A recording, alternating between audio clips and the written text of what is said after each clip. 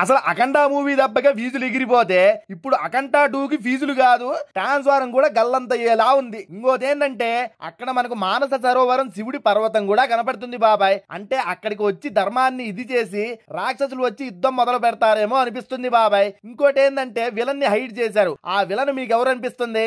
అది పినిజెట్టే. ఇక బాలయ్య బాబు మానస సరోవరం దగ్గరికి వెళ్లి కొన్ని సంవత్సరాలు తపస్సు చేయడం చేశాక ఆ గడ్డం జుట్టు గెటప్ కి వస్తాడనమాట. సో అందుకే ఆ లెవెల్లో ఉన్నారు.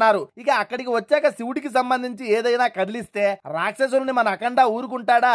ఉగ్ర రూపం దాల్చి ఒక్కొక్కడికి నెత్తురు పడేదాకా నరుకుతాడు. అలా మనకు టీజర్ లో కనపడుతుంది. అయితే బయటకు మనకు వచ్చిన న్యూస్ బయట ఇండస్ట్రీలో మాట్లాడుకుంది ఏంటంటే 13 గెటప్లు ఉన్నాయంట బాలయ్య బాబు గారివి. 2 గెటప్స్ టీజర్ లో కనపడ్డాయి. ఇంకా సినిమాలో మాక్సిమం ధర్మాన్ని కాపాడడానికి చాలా మార్గాల్లో చాలా గెటప్లలో బాలయ్య బాబు అఘోరి అఖండ తాండవం ఆడతారు కాబట్టి అఖండ 2 తాండవం అని టైటిల్ పెట్టారు. అయితే రాక్షసులు ఎలా తయారవుతారు అనేది మన బోయపాటి గారు చాలా కొత్తగా చూపిస్తున్నారంట.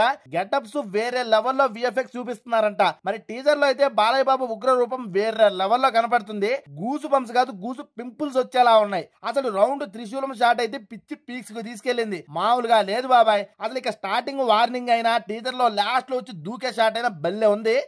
ఇంకా టీజర్ లో చూపించుంటే బాగుండు అనిపించింది బాలయ్య బాబు గారిని. మరి బాలయ్య బాబుకు పుట్టినరోజు శుభాకాంక్షలు తెలుపుతూ మరి మీకు అఖండ టీజర్ ఎలా అనిపించిందో కింద కామెంట్ చేసి మన ఛానల్ సబ్స్క్రైబ్ చేసుకోండి నాయన.